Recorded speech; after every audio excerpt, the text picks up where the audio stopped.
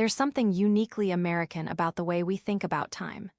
This obsession with not wasting it, with making every minute count, with productivity and efficiency and hustle. It's baked into the culture in a way that feels almost inescapable. You hear it everywhere. Time is money, don't waste my time, every second counts. The early bird gets the worm. We've turned time into a commodity, something to be spent wisely or squandered foolishly, and we judge ourselves and each other based on how well we use it. But where did this come from, and what does it actually mean for how we live? It starts early. American kids grow up hearing about Benjamin Franklin, about how he said a penny saved is a penny earned, about his schedules and his routines and his relentless self-improvement. They learn about the Puritans and their work ethic, about how idle hands are the devil's workshop, about how God rewards those who labor. The message is clear from the beginning. Your time on this earth is limited, and what you do with it matters. Not just morally, but practically. If you work hard, if you use your time well, you'll succeed. If you waste it, you'll fail. It's that simple, or at least that's what we're told. This way of thinking shaped the country from the start. America was built by immigrants and pioneers who didn't have the luxury of wasting time. You had to clear land, build shelter, plant crops, survive winters. Every hour mattered because the consequences of idleness were immediate and severe. You could literally die if you didn't use your time productively. That urgency never really left the culture, even as life got easier, even as technology took over the hardest labor. The attitude remained. Keep moving, keep building, keep improving, never stop. The Industrial Revolution amplified this. Suddenly you had factories running on precise schedules, workers clocking in and out, efficiency experts timing every motion to eliminate wasted seconds. Frederick Taylor came along with his time motion studies, breaking down tasks into components, measuring everything, trying to squeeze maximum productivity out of every worker. The idea was that if you could eliminate wasted time and wasted motion, you could increase output, make more money, grow faster. Time became something to be optimized, controlled, maximized. And it worked, at least economically. American industry dominated the 20th century, partly because of this obsession with efficiency and productivity. But it came with costs that weren't always visible on the balance sheets. Workers became cogs in machines, their time no longer their own, their lives structured around the demands of production schedules. The line between work time and personal time started to blur, and not in a good way. You were expected to give your time to your employer, to sacrifice personal needs for professional demands, to prove your worth through the hours you put in. This created some strange contradictions. Americans started talking about work-life balance, about the importance of family time and personal time. But the culture kept rewarding people who sacrificed those things. The person who stayed late at the office, who checked emails on weekends, who was always available, that was the person who got promoted. The one who set boundaries, who left at 5, who took all their vacation days, they were seen as less committed, less serious. So people learned to perform busyness even when it wasn't productive, to signal that they were using their time for work even when they weren't actually accomplishing anything. Somewhere along the way, being busy became a status symbol. Ask someone how they're doing, and the answer is almost always some version of busy. Crazy busy. So busy. Busy is good. It means you're important, in demand, successful. People brag about how little sleep they get, how packed their schedules are, how many things they're juggling. It's competitive exhaustion, and it's everywhere. The underlying message is that if you have free time, if you're not constantly occupied, then you're not doing enough, not achieving enough, not enough, period. This shows up in weird ways. Americans are terrible at taking vacations. Even when they have paid time off, many don't use it. They're afraid of falling behind, of being seen as dispensable, of missing something important. When they do take vacation, they often check work emails, take calls, stay connected. The idea of truly unplugging, of giving themselves permission to just exist without productivity, it makes people anxious. What if something happens and they're not there? What if someone realizes they're not actually necessary? What if they lose momentum? The irony is that this constant busyness often isn't actually productive. Research shows that people who work excessive hours make more mistakes, burn out faster, produce lower quality work. The human brain needs rest, needs downtime, needs moments of apparent idleness to process and create and regenerate. But American culture treats rest like weakness, like something you have to earn rather than something you need to function. You're supposed to push through exhaustion, to hustle harder, to find time where there isn't any. Technology made this worse. Smartphones meant you could be reached anywhere, anytime. Email, texts, Slack messages, they don't respect boundaries or working hours. People accepted it, They expectation internalized it became even. They started measuring their worth by their productivity, by how much they could accomplish, by how efficiently they used every minute. Self-help culture exploded with this message. Morning routines, productivity hacks, time management systems, all promising to help you squeeze more out of every day. Wake up at 5 a.m. Exercise, meditate, journal, read for an hour. Plan your day, optimize your schedule. Make every minute count. The message was that successful people don't waste time, and if you're not successful, maybe it's because you're not using your time well enough. But here's the thing nobody talks about. That constant optimization, that relentless productivity, it's exhausting. It turns life into a series of tasks to be completed, metrics to be hit, goals to be achieved. There's no space for wandering, for exploring without a purpose, for doing things just because they're enjoyable. Everything has to justify itself in terms of productivity or self-improvement or career advancement. Even hobbies get turned into side hustles. Even relaxation gets framed as necessary for performance. You can't just rest because you're tired, you have to rest strategically to optimize your output. This creates a strange relationship with time where you're simultaneously desperate for more of it and terrible at using what you have. People say they don't have time for things they actually care about, relationships, creativity, just sitting and thinking. But they'll spend hours scrolling social media or watching Netflix or doing things that don't actually matter to them. It's like the pressure to use time productively becomes so overwhelming that when people do have free time, they just zone out, numb themselves, because they're too exhausted to do anything meaningful with it. And the guilt. Americans carry so much guilt about time.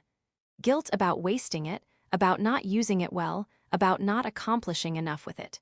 There's this constant comparison happening, looking at what other people are doing and feeling like you should be doing more. Someone else is more productive, more successful, achieving more in the same 24 hours, so what's wrong with you? Why aren't you doing better? The answer is supposed to be that you need to work harder, manage your time better, optimize more. But maybe the question itself is the problem. The pandemic did something interesting to this dynamic. Suddenly, millions of Americans were working from home, their commutes eliminated, their time structured differently. Some people discovered they actually had time for things they'd been saying they were too busy for. They cooked meals, took walks, spent time with family, picked up old hobbies. Others found the boundaries between work and home completely collapsed, and they ended up working even more because there was no physical separation, no clear endpoint to the workday. It revealed something about how much of the busyness was actually necessary and how much was just the way things had always been done. There were all these conversations during lockdowns about what really mattered, about how people wanted to live differently, about not going back to the old grind. But mostly, things did go back. The same patterns reasserted themselves. The same pressure to be productive, to optimize, to not waste time. Because the problem isn't just individual choices, it's the entire system. If you're the only person who decides to work less, to prioritize differently, you get left behind. The culture rewards the grind, punishes the people who opt out. This is different from how a lot of other cultures think about time. In many places, there's more emphasis on being present, on relationships, on quality of life rather than quantity of achievement. Work is something you do to live, not something that defines you. Time with family and friends isn't something you fit in around work, it's central. Rest isn't something you earn, it's part of the rhythm of life. But in America, that attitude often gets dismissed as lazy, unambitious, settling for less. The implication is that if you're not constantly striving, constantly achieving, constantly doing more, then you're wasting your potential. The student loan crisis feeds into this too. Millions of young Americans start their adult lives with massive debt, which means they can't afford to work less or take time to figure out what they want or pursue things that don't pay well. They have to maximize earning from day one, which means optimizing their time for income generation. The freedom to use time in ways that aren't immediately productive becomes a luxury that many can't afford. So they hustle, work multiple jobs, sacrifice sleep and health and relationships because the alternative is drowning in debt. Healthcare being tied to employment creates similar pressure. You can't afford to quit or go part-time or take a break because you need the insurance. So you stay in jobs that drain you, that demand all your time, that leave nothing for anything else, because the consequences of leaving are too severe. The system is designed in a way that makes it nearly impossible to prioritize time over money, presence over productivity, being over doing. And retirement, the idea that you work hard for 40 years and then you get to rest, that's becoming less attainable for a lot of people. Pensions are mostly gone, Social Security is uncertain, and the cost of living keeps rising.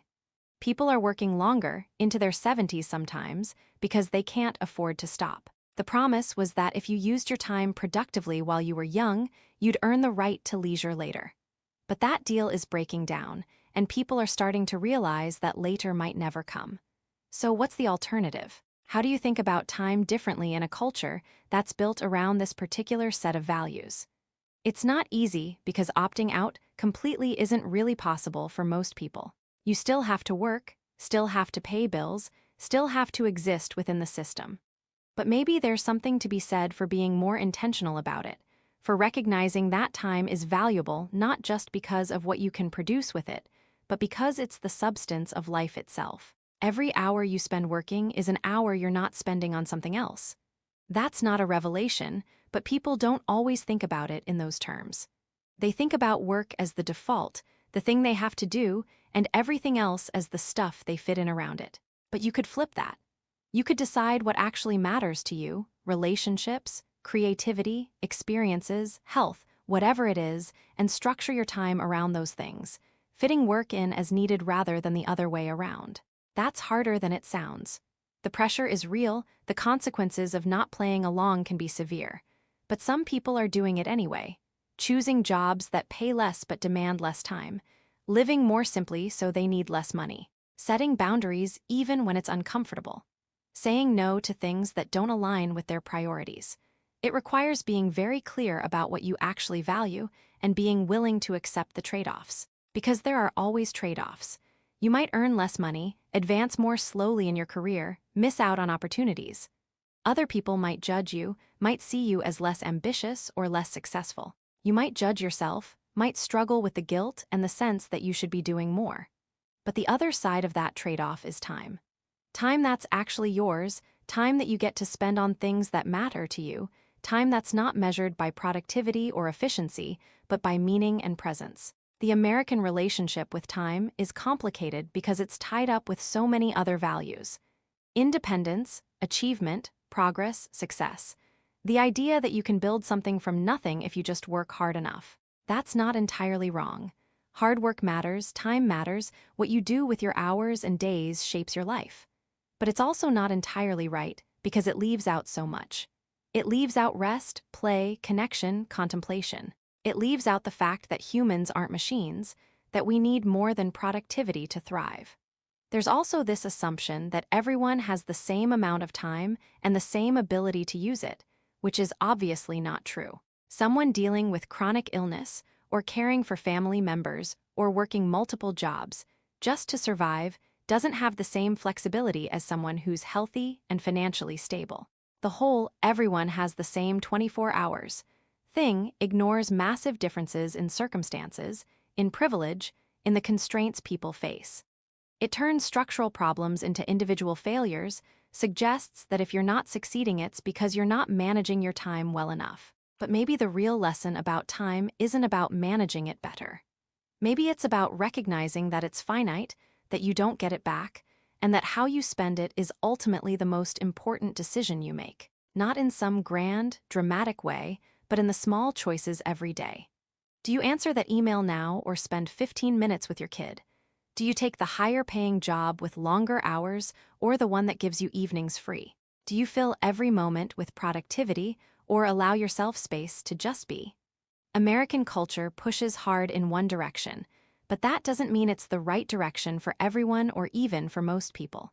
The value of time isn't just in what you can produce with it or achieve with it. It's in the living itself, in the moments that make up a life, in the relationships and experiences and simple pleasures that don't show up on a resume or a balance sheet. The people who figure this out, who find some kind of balance or at least peace with their choices, they're not the ones who have optimized everything or achieved perfect productivity. They're the ones who have gotten clear about what actually matters to them and who have had the courage to prioritize that, even when the culture tells them they're doing it wrong. They've recognized that time is the only resource you truly can't get more of, and they've decided to spend it deliberately rather than just letting it get consumed by default. That's the real American life lesson about time, though it's not the one that gets taught. It's not about working harder or being more productive or achieving more. It's about recognizing that time is life, and wasting your time is wasting your life, but wasting isn't defined by productivity. Wasting is spending your time on things that don't matter to you, living according to someone else's priorities, letting the days blur together in a haze of busyness that doesn't actually lead anywhere you want to go. You can't opt out of time. It passes whether you're paying attention